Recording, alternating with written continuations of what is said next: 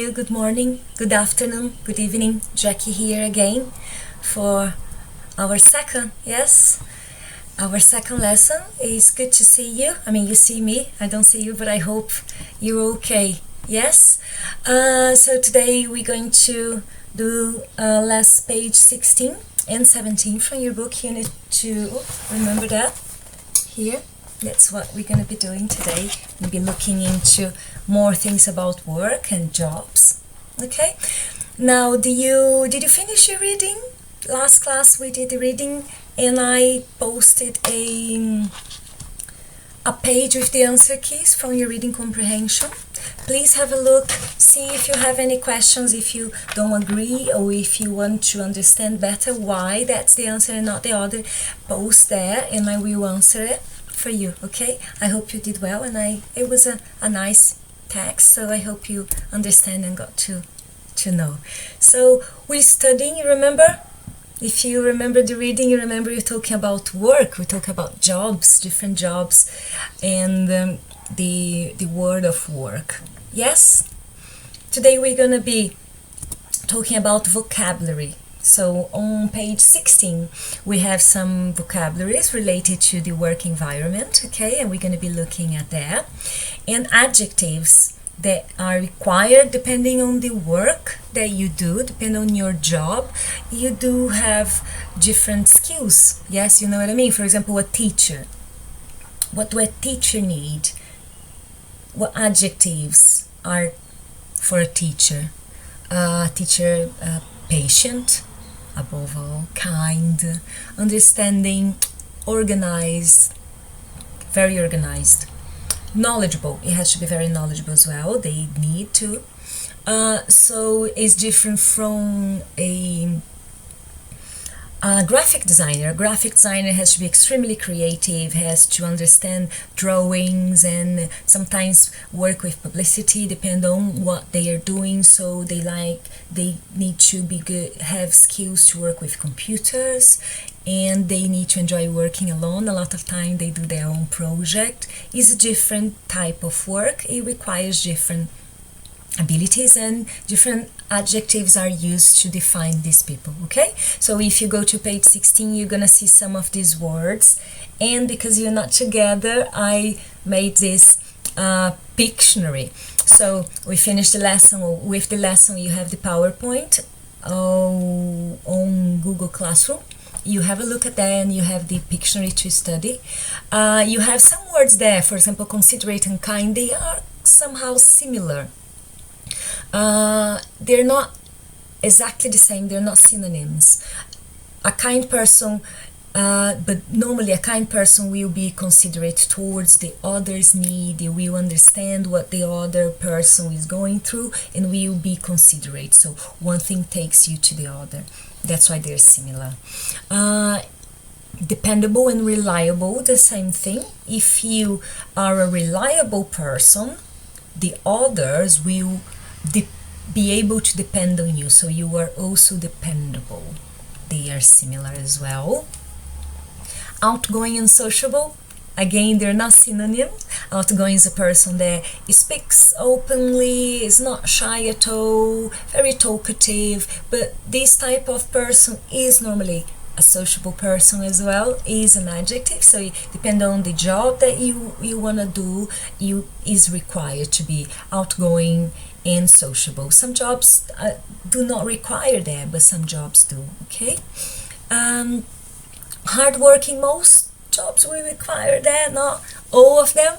So you need to work hard if you want to achieve things. So is also one adjective related to jobs. Energetic, most of the time people that are hardworking are as well very energetic. Some jobs do require that, some jobs don't. It depends on what you want. And flexibility is important nowadays, to be flexible. We're looking at this now, we're doing this online class here, is a way of being flexible towards your work. You should be in the classroom, you cannot be in the classroom, you need to adapt, you need to be flexible. You're doing that online now, and I hope you are still able to learn what you need, okay? Let's say you understand the meanings, you know what those words mean, go to the book, page 16, answer these exercises, see how you do with it. The best way to practice, to learn a word, is normally practicing. You know that vocabulary, you see a word, and if you don't work with that, if you don't see the word again, you might forget the meaning. So it's always good to keep doing that remembering thing. When we're in a classroom, I normally do that. Every beginning of the class, I review what we did last class, and we hear the word again and again. We're not doing right now, so I prepared this activity on Google Forms so you can match the definition to the words. It's a way of helping you seeing the word one more time, the words one more time, and practice some more. Okay, vocabulary, that's the way to learn. You need to see the word again and again. Phrasal verbs, remember phrasal verbs? Those little words that you always have a verb and the particle. Sometimes they have literal meaning, sometimes it's just metaphorical. So, for example, get, you have different meanings. So wake up, get out, get off, get along.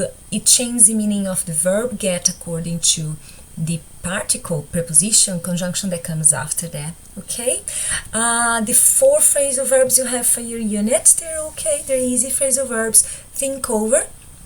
When you think over something, mean that you analyze, you question, you analyze all aspects of that.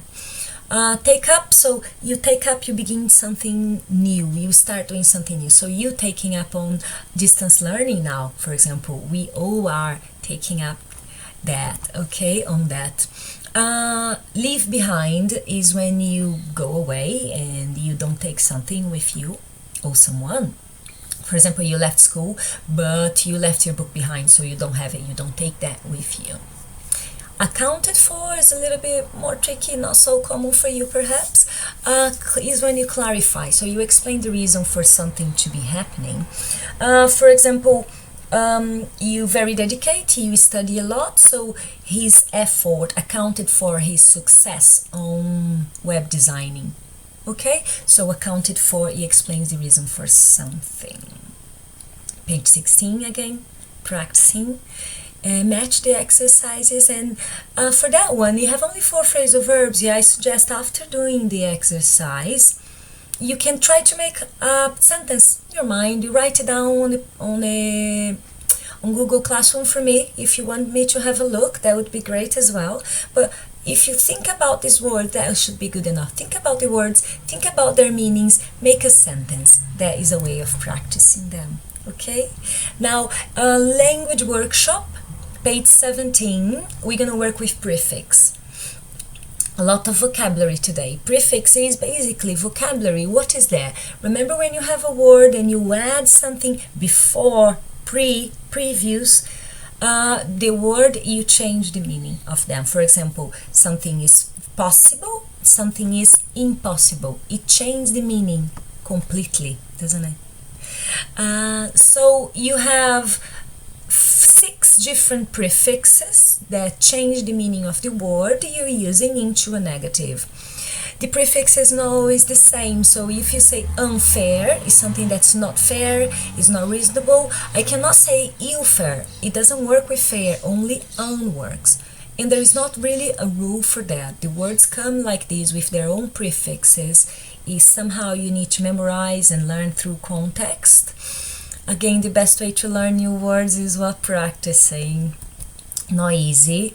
You have the exercise on your book for practicing these words, and I'm giving you 2 options to practice more. There's this quiz online that I made for you, so you go there, joinmyquiz.com, and it's going to ask for a password. It's like Kahoot, yeah? You know that. I think we played in the classroom already, most of you have, and you type 325878, and then you do your quiz. Nice name for me, you'll be able to see the results. Other chance to do it, this link here is a nice exercise, it's an online exercise, gives you the answer straight away, really simple. You click on the link, it's all available on your material on Google Classroom, and you do more practicing, okay? Now, easily confused words, more vocabulary. Don't kill me, please, not my fault. I'm just following the book. So there are a few words that sometimes people get confused with. I put some definitions there for you to make it easy. So remember and remind. So remember normally is the synonym of don't forget. So remember to do your work. Remember to bring your book. Remind is kind of don't let me forget. So remind me of doing this, please. Or something that reminds you of something else. For example, you see a person that it really looks like a good friend of yours, and then you say, oh, you really remind me of my friend. Okay? They are slightly different. They're not used in the same way. Say and tell is easy. So you say something to someone, but you tell someone. It needs a person there. Okay? So you say something and you tell someone about something. Okay? They are a little bit different. The use is a little bit different. Lend and borrow. Remember, lend and borrow. So borrow you take, lend you give. You give it to the person, and lend you asking it for you. Can I borrow your pencil, please? Here you are. I lend you my pencil. You can lend my pencil. Okay? Very good. Miss and lose. That's a funny one. You never lose classes. Yes, the classes are not yours. You might miss my amazing lesson, my amazing class. I'm so sorry you missed my amazing lesson, but you can never lose it. You can only lose what is yours. So if you have a bottle and you don't know where your bottle is, you lose your bottle. I lost my red bottle before the end of these lessons. So that's when you don't have it anymore. It's a different use. Okay, you use it in a different way. And then you have win and earn. I find that one quite funny. Win is always involves a competition, and earn is something that you work for. It is related to a payment after a work or a job you have done. Is you do not win presents. Careful about it. You get presents. You don't win a salary, you earn a salary. You win a competition, you win something that you are competing with other people. Okay? They are a little bit confusing. And shall we practice? Go there, page 16, 17. You can watch the video again if you need help. You can type your question there, and I will answer you as soon as possible. I know it's tempting to be just watching the internet and movies and stuff, but do a little bit of work, have a little bit of fun on the internet. Thank you so much for being here today. That was super nice. And I see you next class, okay? Take care. Keep safe. Thank you. Bye.